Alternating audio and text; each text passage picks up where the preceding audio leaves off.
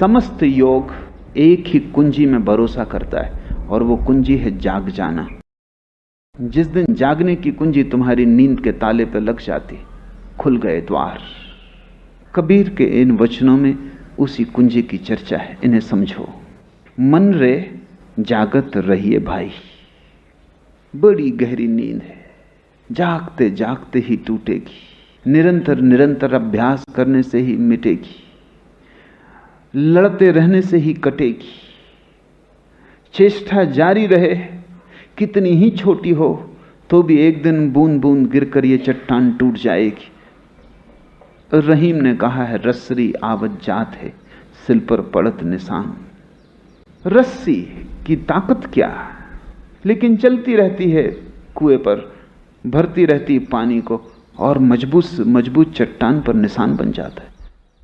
अगर तुम्हारे बोध की रस्सी सरकती ही रहे तुम्हारे जीवन के घाट पर, तो कितनी ही हो गहरी तंद्रा, आज नहीं कल निशान छूट जाएगा। मन रे जागत रहिए भाई, गाफिल होई वसत मति खोवे, चोर मुझसे घर जाई। असावधान होकर जियोगे, गाफिल होकर जियोगे, बेहोश जियोगे, नशे नशे में जियोगे, तो वो जो भीतर बसता है, वो जो भीतर का मालिक है, उसका तुम्हें कभी भी पता ना चलेगा। वो जो भीतर बसा है तुम्हारे घर में, संस्कृत में सांख्य और वैशेषिक शास्त्रों ने आत्मा को पुरुष कहा है। पुरुष शब्द बड़ा प्यारा है। पुरुष शब्द उसी धातु से बनता है जिससे पुर बनता है। पुर यानी नगर, कानपुर, नागपुर। पुर यानी नगर, और पुरुष यानी जो उस नगर के भीतर रहता है, निवासी। कबीर उसको कहते हैं बसत, वो जो बसा है।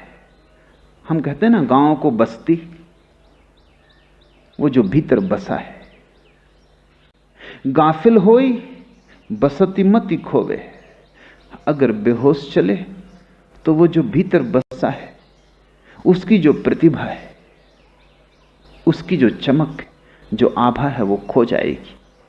उसकी मति धूमिल हो जाएगी, उसके ऊपर धूल जम जाएगी। दर्पण पर धूल जम जाती है तो दिखाई पड़ना बंद हो जाता है। ऐसे तुम्हारे भीतर जो बसा है, अगर नींद की परत ही परत तुम जमाते गए तो उसकी मति, उसकी प्रतिभा, उसकी चमक खो जाएगी। गाफिल होई बसती मति खोवे, चोर मुझसे घर जाई। और जब भीतर का पुरुष, भीतर का दिया अंधेरे से ढक जाए, गहन रात में खो जाए, भीतर की प्रतिभा सो जाए, जागी ना हो, तो फिर चोर घर में घुसना शुरू हो जाते। बुद्ध ने कहा है, घर में कोई ना भी हो और सिर्फ दिया जलता हो तो भी चोर डरते। घर में कोई ना भी हो लेकिन दिया जलता हो तो भी चोर दूर दूर चलते हैं, क्योंकि दिए के जलने की खबर शायद घर में कोई हो। जिस दिन भीतर का दिया जलता है, उस दिन चोर प्रवेश नहीं करते। चोर कौन है? जो भी तुम्हें प्रतिक्रिया में ले जाता है वो सभी चोर है। किसी ने गाली दी और तुम प्रभावित हो गए, चोर भीतर घुस गया। अब ये चोर तुम्हें नुकसान पहुंचाएगा। ये बड़े मजे की बात है, गाली देने वाला तुम्हें कोई नुकसान नहीं पहुंचाता था, न पहुंचा सकता था, उसकी कोई सामर्थ्य न थी। चोर बाहर था, क्या करेगा? लेकिन तुमने चोर को भीतर बुला लिया, तुम क्रोधित हो गए। अब नुकसान होगा। महावीर ने बार बार कहा है कि तुमसे बड़ा तुम्हारा कोई मित्र भी नहीं और तुमसे बड़ा तुम्हारा कोई शत्रु भी नहीं। अगर तुम चोरों को भीतर घुसने दोगे तो तुम ही शत्रु हो।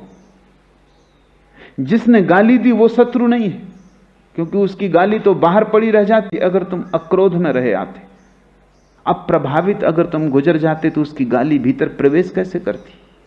किसी ने सम्मान किया, सम्मान में कोई खतरा नहीं है, लेकिन तुम अकड़ गए, अहंकार आ गया, चोर भीतर घुस गया। चोर तुम्हारे कारण भीतर घुसता है, दूसरे के कारण नहीं। एक सुंदर स्त्री गुजरी, उसे पता भी ना होगा कि आप वहां मंदिर के सामने खड़े क्या कर रहे थे, या मंदिर के भीतर आप तो पूजा कर रहे थे, और एक स्त्री भी आके झुकी। स्त्री को कुछ पता भी ना हो, स्त्री का कुछ हाथ भी ना हो, चोर आपके भीतर घुस गया। किसी ने गाली दी तब तो हमें यह भी लगता है कि कम से कम इसने गाली तो दी, कुछ तो इसका हाथ है। लेकिन एक सुंदर स्त्री पास से गुजरी, उसने आपकी तरफ देखा भी नहीं, लेकिन चोर भीतर घुस गया। आपने चोर खुद ही बुला लिया, काम जग गया, वासना जग गई, आप गाफिल हो गए, मुश्किल में पड़ गए, बेचैनी हो गई, एक उत्तप्तता ने घेर लिया, खो दिया केंद्र अपना, सपना जग गया, नींद आ गई। गाफिल होई बसती मति खोवे, चोर मुझसे घर जाए। जैसे ही तुम गाफिल हुए वैसे ही चोर भीतर घुस जाता है। तो तुम्हारी गफलत ही असली कारण है। बुद्ध एक गांव के पास से गुजरे, लोगों ने गालियां दी, अपमान दिए। बुद्ध ने कहा, क्या मैं जाऊं अगर बात पूरी हो गई हो, क्योंकि दूसरे गांव मुझे जल्दी पहुंचना। उन लोगों ने कहा, यह कोई बात ना थी, हमने भद्दे से भद्दे शब्दों का प्रयोग किया है, क्या तुम बहरे हो गए, क्या तुमने सुना नहीं? बुद्ध ने कहा कि सुन रहा हूं, पूरे गौर से सुन रहा हूं, इस तरह सुन रहा हूं जैसा पहले मैंने कभी सुना ही ना था, लेकिन तुम जरा देर करके आए, 10 साल पहले आना था। अब मैं जाग गया हूं, अब चोरों को भीतर नहीं घुसने का मौका रहा। तुम गाली देते हो, मैं देखता हूं गाली मेरे तक आती है और लौट जाती, ग्राहक मौजूद नहीं है। तुम दुकानदार हो, तुम्हें जो बेचना है तुम ले आए हो, लेकिन ग्राहक मौजूद नहीं है। ग्राहक 10 साल हुए मर गया। पीछे के गांव में कुछ लोग मिठाइयां लाए थे, मेरा पेट भरा, तो मैंने उनसे कहा वापस ले जाओ। मैं तुमसे पूछता हूं वो क्या करेंगे? किसी ने भीड़ में से कहा जाके गांव में बांट देंगे, खा लेंगे। बुद्ध ने कहा तुम क्या करोगे? तुम गालियों के थाल से जाके लाए, मेरा पेट भरा, 10 साल से भर गया, तुम जरा देर करके आए, अब तुम क्या करोगे? इन गालियों को वापस ले जाओगे, बांटोगे या खुद खाओगे? मैं नहीं लेता, तुम गलत आदमी के पास आ गए, और जब तक मैं न लूं तुम कैसे गाली दे सकते हो? देना तुम्हारे हाथ में, लेना का तो मालकियत सदा मेरे हाथ में। देने से ही तो काम पूरा नहीं हो जाता, वो तो अधूरी प्रक्रिया है। और मजा यह है कि अगर तुम लेने को तत्पर हो तो बिना दिए भी मिल जाता है। कोई आदमी हंस रहा है, वो किसी और कारण से हंस रहा है, तुमको चोट लग गई, तुम समझे तुम्हारे कारण हंस रहा है। तुम्हारी अकड़ ऐसी है कि तुम सोचते हो दुनिया में जो भी हो रहा है तुम्हारे कारण हो रहा है।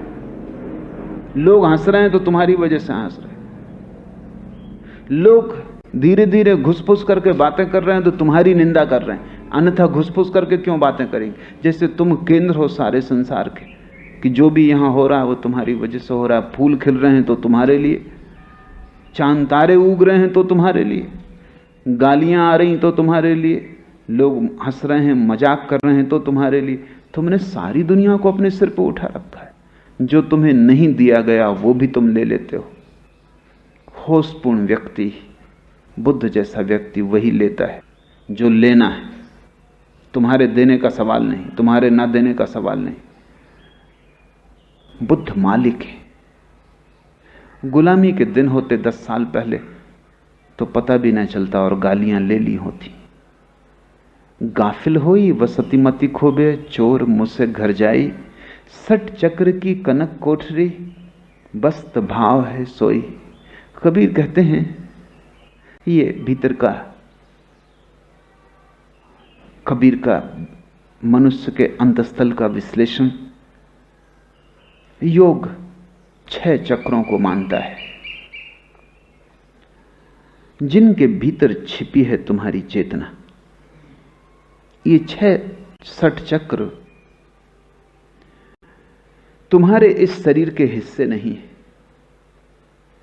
इस शरीर के भीतर जो छिपा है सूक्ष्म शरीर, उस सूक्ष्म शरीर के हिस्से हैं। ये 6 चक्र ऊर्जा के चक्र हैं।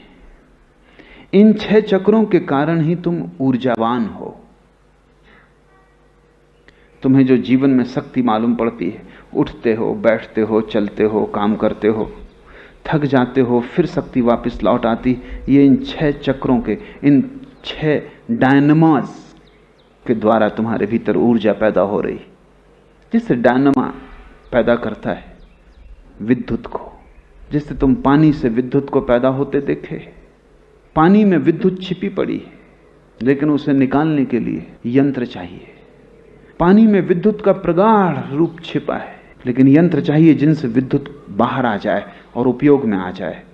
तुम्हारी आत्मा प्रगाढ़ ऊर्जा है, अनंत ऊर्जा है। जिन्होंने जाना उन्होंने कहा स्वयं परमात्मा से जुड़ी, अनंत अक्षय उसकी शक्ति है। लेकिन उस शक्ति को सक्रिय बनाने के लिए भीतर 6 चक्र हैं। उन चक्रों के घूमने से, निरंतर घूमने से आत्मा की शक्ति शरीर तक प्रवाहित होती। योग उन 6 चक्रों को जगाने की बड़ी चेष्टा करता है। जब वो 6 ही चक्र ठीक ठीक सक्रिय हो जाते हैं, तब जीवन में बड़ी ऊर्जा का आविर्भाव होता है। तब तुम अनथके जीते हो। तब तुम्हारे भीतर एक बाढ़ होती है ऊर्जा की। तुम कितना ही बांटो बंटता नहीं, तुम कितना ही लुटाओ लुटता नहीं, तुम देते चले जाओ और बहता चला आता है। तब तुम्हारी अपार क्षमता हो जाती। तब तुम्हारा दान कोई सीमा नहीं जानता। तुम प्रेम बांटो, प्रेम बढ़ता है। तुम ज्ञान बांटो, ज्ञान बढ़ता है। तुम जो चाहो, एक बार ये 6 चक्र ठीक से चलने लगे